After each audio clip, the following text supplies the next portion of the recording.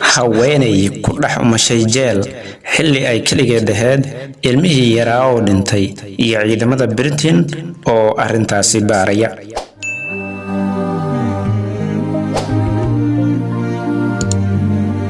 dhacdo la yaab badan ayaa waxa ay ka dhacday jeel u gaara haweenka oo ku yaala dalkaasi Britain isla markaana ah jeelka haweenka u gaarka ah ee ugu weyn qaaradda Yurub.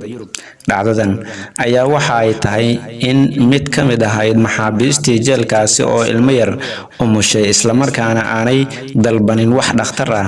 nasiib darro ilmihii yaraa ee ay umushay waa uu geeriyooday sida lagu baahiyay The Guardian oo wargeyska Sooyaal uu ka soo xigtay.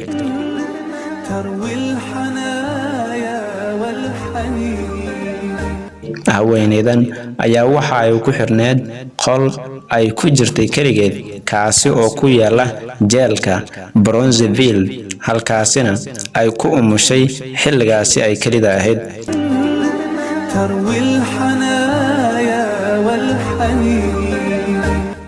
markii ay shaqaalihii jeelku soo shaqo galayeen subaxnimadii waxa ay la kulmeen haweeneyda oo umushay iyadoo sidoo kale ilmihii ay umushay oo geeriyooday.